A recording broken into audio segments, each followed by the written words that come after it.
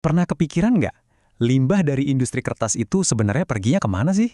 Nah, kali ini kita bakal bedah gimana para ilmuwan nemuin cara keren buat ngubah limbah yang tadinya cuma dibakar doang jadi sesuatu yang jauh lebih bernilai. Coba bayangin ya, 98%. Sebanyak itulah produk sampingan dari sebuah industri raksasa yang nasibnya cuma satu, dibakar. Iya beneran, hampir semuanya cuma jadi asap dan energi. Puluhan juta ton setiap tahunnya. Tapi, gimana kalau yang kita bakar selama ini itu bukan sampah?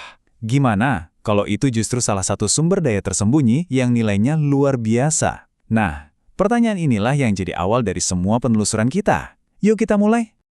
Oke, bagian pertama. Jadi, apa sih sebenarnya benda misterius yang kita bakar dalam jumlah masif ini? Kenalan dulu yuk sama yang namanya lignin. Jadi, jawabannya adalah lignin. Ini bukan bahan sembarangan loh. Ini adalah biopolimer kedua paling banyak di planet kita. Anggap aja lignin ini kayak lem super kuat atau kerangka baja di dalam setiap tanaman. Dialah yang bikin pohon bisa berdiri tegak dan kokoh. Dan jumlahnya, wah jangan ditanya. Tiap tahun, industri kertas itu ngehasilin 50 juta metrik ton lignin. Coba deh bayangin sebanyak apa itu. Benar-benar kayak gunung limbah yang tiap tahun nambah terus. Masuk ke bagian 2. Pertanyaannya, kalau kita punya harta karun sebanyak ini, kenapa malah dibakar? Nah, disinilah letak tantangan utamanya. Lignin ini molekul raksasa yang bandel banget. Nah, kutipan ini pas banget buat ngejelasin masalahnya. Jadi si lignin ini tuh reaktivitasnya terbatas gara-gara molekulnya gede banget dan strukturnya super bercabang. Intinya bayangin aja kayak benang kusut raksasa. Gede, acak-acakan, dan susah bereaksi. Pokoknya susah banget deh buat diolah jadi barang berguna. Jadi, misinya jelas. Kita harus mengubah si benang kusut yang besar, kompleks, dan gak beraturan ini menjadi tumpukan balok-balok yang kecil, sederhana, dan seragam. Cuma, kalau udah kayak gini, baru deh kita bisa bangun sesuatu yang benar-benar bernilai dari lignin. Pertanyaannya sekarang, gimana dong caranya menjinakkan si raksasa molekuler ini? Nah, inilah yang akan membawa kita ke inti dari terobosan ilmiah yang luar biasa ini. Bagian 3. Disinilah para peneliti mulai beraksi. Mereka nemuin solusi 2 langkah yang cerdas banget buat menghajar dan memurnikan lignin, mengubahnya dari monster molekuler jadi bahan baku yang siap pakai. Prosesnya ada 2. Langkah pertama, namanya depolimerisasi oksidatif. Ini intinya buat motong-motong molekul raksasanya.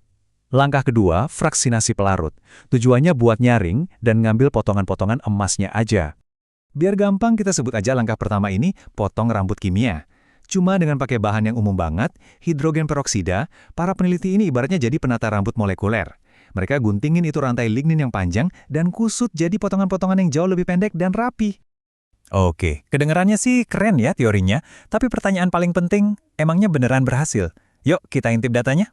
Nah, ini dia bukti pertamanya. Nggak usah pusing sama grafiknya ya, fokus aja ke batang yang warna hijau. Lihat deh, sebelum diproses, batangnya tinggi banget kan? Nah, itu artinya berat molekulnya besar.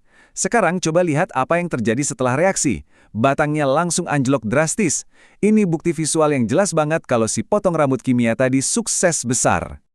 Eits, tapi bukan cuma ukurannya yang berubah. Perhatiin deh batang yang abu-abu ini. Batang ini nunjukin sesuatu yang namanya gugus karboksil. Anggap aja ini kayak tangan-tangan kimia yang bikin molekul jadi lebih gampang nempel dan bereaksi sama molekul lain. Dan jumlahnya naik 2 kali lipat. Artinya, kita nggak cuma dapat potongan yang lebih kecil, tapi juga potongan yang jauh lebih aktif dan siap diolah lagi. Bagian 4. Oke, ligninnya sudah berhasil kita potong-potong. Tapi kan sekarang campur aduk tuh, ada berbagai macam ukuran. Langkah selanjutnya adalah menyaring dan mengambil potongan yang paling bagus aja. Disinilah proses menyaring emas dimulai. Ternyata, caranya cukup sederhana loh. Cuma pakai campuran aseton dan air, mereka bisa melarutkan potongan-potongan lignin yang kecil dan seragam. Inilah emas yang kita cari, sambil misahin sisa-sisa potongan yang lebih besar dan kurang berguna. Dan hasilnya?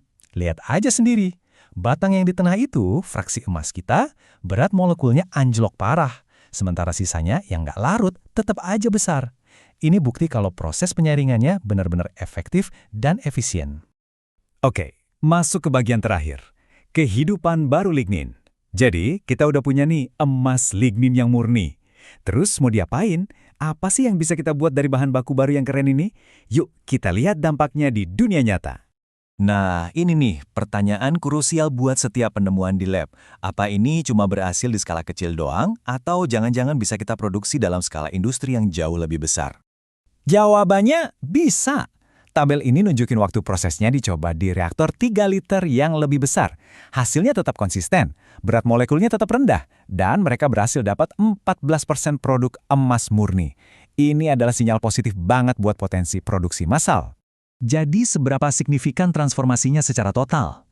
Proses 2 langkah ini sukses memangkas ukuran molekul lignin sampai 82%. Dari molekul raksasa yang bandel, jadi bahan baku yang siap diolah. Benar-benar transformasi yang luar biasa. Jadi, kenapa ini semua penting? Karena si emas lignin ini bisa dipakai buat macam-macam hal yang keren banget. Mulai dari bikin resin yang lebih ramah lingkungan, pengikat pakan ternak, bahan penyerap logam berat buat ngebersihin air, sampai bikin aspal jalanan lebih kuat. Kita benar-benar ngubah limbah jadi berkah. Kisah lignin ini akhirnya ninggalin kita dengan satu pertanyaan besar. Limbah apa lagi ya yang ada di sekitar kita yang sebenarnya cuma harta karun terpendam? Kadang, inovasi terbesar itu bukan soal menciptakan sesuatu yang baru, tapi soal melihat apa yang udah ada di depan mata kita dengan cara yang sama sekali baru.